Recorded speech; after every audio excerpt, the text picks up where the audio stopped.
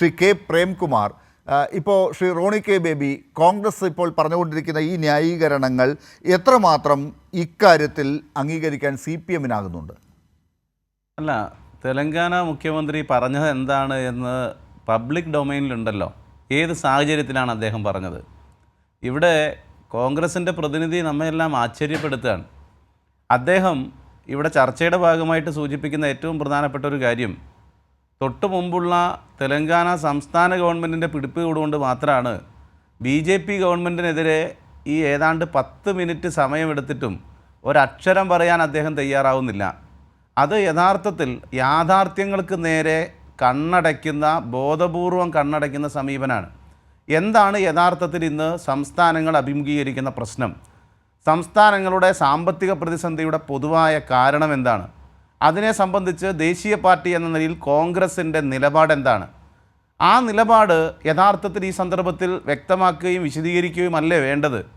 രാജ്യത്ത് അധികാരത്തിലിരിക്കുന്ന മോദി ഗവൺമെൻറ് അമിതാധികാര പ്രവണത പല സന്ദർഭത്തിലും കൃത്യമായി പുറത്തെടുത്തിട്ടുണ്ട്. എല്ലാ അധികാരങ്ങളും തങ്ങളിലേക്ക് കേന്ദ്രീകരിപ്പിക്കുന്നതിന് വേണ്ടിയിട്ടുള്ള വലിയ പരിശ്രമം നടത്തിയിട്ടുണ്ട്. രാജ്യത്തിൻ്റെ ഭരണഘടനയുടെ പ്രിയാമ്പിളിൽ ആമുഖത്തിൽ സൂചിപ്പിച്ചിട്ടുള്ള ഏറ്റവും പ്രധാനപ്പെട്ട ഫെഡറൽ തത്വങ്ങളെ പരസ്യമായി ലംഘിക്കുന്ന സമീപനം തുടർച്ചയായി സ്വീകരിച്ചു വരികയാണ്. ഏറ്റവും മികച്ച നിലയിൽ രാജ്യത്ത് എല്ലാ വിഭാഗം ആളുകളെയും ചേർത്ത് നിർത്തിക്കൊണ്ടുള്ള വികസനത്തിന് വേണ്ടി നേതൃത്വം നൽകുന്ന ഒരു ഗവൺമെൻറ് അതിന് സഹായകരമായിട്ടുള്ളൊരു അന്തരീക്ഷം സൃഷ്ടിക്കുന്നതിന് ബോധപൂർവ്വം നേതൃത്വം നൽകേണ്ടതുണ്ട്. അത് ചെയ്യുന്നില്ല. സംസ്ഥാനങ്ങൾക്ക് നൽകേണ്ട വിഹിതം, ഇവിടെ ഇപ്പോൾ ധനകാര്യ കമ്മീഷൻ്റെ കാര്യം പറഞ്ഞല്ലോ. ധനകാര്യ കമ്മീഷൻ്റെ നിലവിലുള്ള നിർദ്ദേശപ്രകാരം എങ്ങനെയാണ് സംസ്ഥാനങ്ങൾക്ക് അവകാശപ്പെട്ട വിഹിതം കൈമാറേണ്ടത്? അത് ട്രാൻസ്ഫറാണ്, അല്ലാതെ ഔദാര്യമല്ല. സംസ്ഥാനങ്ങൾക്ക് യൂണിയൻ ഗവൺമെൻറ് കൈമാറേണ്ടത് രാജ്യത്തെ ഗവൺമെൻറ് വിവിധ സംസ്ഥാനങ്ങളിൽ നിന്നായി പിരിച്ചെടുക്കുന്ന നികുതിയുടെ 42%. ആ അടിസ്ഥാന തത്വത്തിൽ നിന്ന് എത്രമാത്രം രാജ്യത്തെ ഗവൺമെൻറ് വ്യതിചലിക്കുന്നു എന്നുള്ളതാണല്ലോ പ്രത്യേകത. അതാണല്ലോ പരിശോധിക്കേണ്ടത്. അങ്ങനെ സംസ്ഥാനങ്ങളുടെ അധികാരം പല തലത്തിൽ കവർന്നെടുത്തു.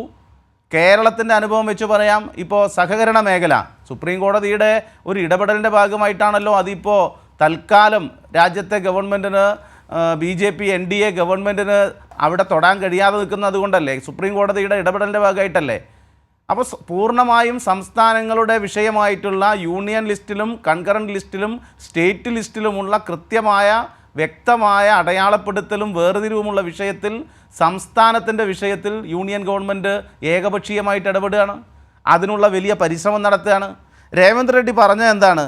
Revanth Reddy admitted that the state is going through a financial crisis and therefore it is difficult for the government to pay the salaries of the government employees on the first of every month.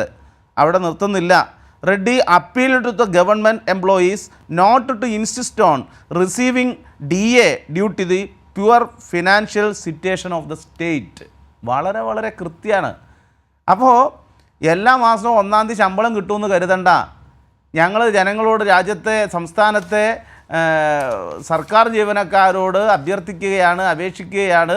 Government ഇപ്പോൾ സാമ്പത്തിക പ്രതിസന്ധിയിലാണ്. ഇത്തരം ഒരു സന്ദർഭത്തിൽ നിങ്ങൾ DA ഒന്നും ചോദിക്കരുത് എന്ന് പറയുന്ന നിലയിലേക്ക് കോൺഗ്രസിൻ്റെ ഒരു ഗവൺമെൻറ്, അതിൻ്റെ നേതൃത്വം, അതിൻ്റെ മുഖ്യമന്ത്രി എത്തിയിരിക്കാൻ. ഞാനിത് ശ്രീ രേവന്ത് റെഡ്ഡിയെ ആക്ഷേപിക്കാനോ അപമാനിക്കാനോ വേണ്ടി പറഞ്ഞതല്ല. വസ്തുതകൾക്ക് നേരെ, യാഥാർത്ഥ്യങ്ങൾക്ക് നേരെ കേരളത്തിലെ കോൺഗ്രസ് കണ്ണു തുറക്കണം. വളരെ പ്രാദേശികമായിട്ടുള്ള ഇടതുപക്ഷ വിരുദ്ധത കൊണ്ട് കേരളത്തിൽ CPIM-ന് നേരെ, ഇടതുപക്ഷ ജനാധിപത്യ മുന്നണി ഗവൺമെൻറ്റിന് നേരെ ഗവൺമെൻറ് അനുഭവിക്കുന്ന സാമ്പത്തികമായ കേന്ദ്ര സർക്കാരിൻ്റെ നയം കൊണ്ടുള്ള ഞെരുക്കത്തെ കണ്ടില്ല എന്ന് നിങ്ങൾ നടിക്കരുത്. അപ്പോൾ നിങ്ങൾ തെലങ്കാനയിലുള്ള നിങ്ങളുടെ നയം എന്താണ്? അവിടുത്തെ മുഖ്യമന്ത്രിയുടെ നിലപാട് എന്താണ്? ആ ഒരു കൃത്യമായ ഒരു ദേശീയമായ കാഴ്ചപ്പാടിൻ്റെയെങ്കിലും ഭാഗമായി ഇനിയെങ്കിലും രേവന്ത് റെഡ്ഡി കണ്ണു തുറന്നിട്ടും കേരളത്തിലെ കോൺഗ്രസ് എന്തുകൊണ്ട് കണ്ണു തുറക്കുന്നില്ല എന്നതാണ് യഥാർത്ഥത്തിൽ ഇന്നത്തെ ഈ ഡിബേറ്റിൻ്റെ കാതൽ. എന്നാൽ അതിനെ വീണ്ടും കണ്ണടച്ചിരുട്ടാക്കുന്ന സമീപനം ഇവിടെ കോൺഗ്രസിൻ്റെ പ്രതിനിധി സ്വീകരിക്കുകയാണ്. ഞാൻ ഓരോ മേഖലയായിട്ട് ഓരോന്നായി എടുത്തു പറയല്ല. ഏതെല്ലാം സന്ദർഭത്തിൽ എത്രയെല്ലാം നമ്മുടെ സംസ്ഥാനത്തിൻ്റെ അവകാശങ്ങൾ കവർന്നെടുത്തു. ഇപ്പോൾ 1,12,000 കോടി രൂപയാണ് ഈ ഒരൊറ്റ ബജറ്റിൽ സംസ്ഥാനങ്ങൾക്ക് നൽകേണ്ട വീതത്തിൽ വെട്ടിക്കുറവ് വരുത്തിയത് രാജ്യത്താകെയാണ്. 1,12,000 കോടി രൂപ എന്ന് പറഞ്ഞാൽ ചെറിയ സംഖ്യയാണോ? അതോടൊപ്പം വരുന്നൊരു വാർത്ത, ഇപ്പോൾ അല്പം മുമ്പ് പുറത്തു വന്നൊരു വാർത്ത, രാജ്യത്ത് ഗവൺമെൻറ് കോർപ്പറേറ്റുകൾക്ക് നൽകിയിട്ടുള്ള സൗജന്യത്തെ സംബന്ധിച്ചാണ്. 82.6 ലക്ഷം കോടി രൂപയാണ് 10 വർഷം കൊണ്ട് കോർപ്പറേറ്റുകൾക്ക് കിട്ടാക്കടമായി കോർപ്പറേറ്റുകൾ തരാനുള്ളതെന്നാണ്.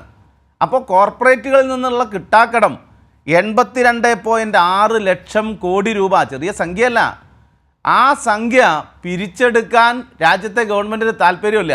ആരുടെ താല്പര്യമാണ് രാജ്യത്തെ ഗവൺമെൻറ് സംരക്ഷിക്കുന്നത്? ഏതൊക്കെ കോർപ്പറേറ്റുകളാണെന്ന് പറയാൻ പോലും ഇതുവരെ തയ്യാറായിട്ടില്ല. അതെ, ഒരു വാക്ക് പറയാൻ തയ്യാറാവുന്നില്ല എന്നുള്ളതാണ് ഏറ്റവും ആശങ്കപ്പെടുത്തുന്ന, അത്ഭുതപ്പെടുത്തുന്ന കാര്യം. കേരളത്തിൽ ഈ യൂണിയൻ ട്രാൻസ്ഫറിൻ്റെ ഭാഗമായിട്ട് 42% കിട്ടേണ്ടതിന് കേരളത്തിന് കിട്ടിയത് 27.3%.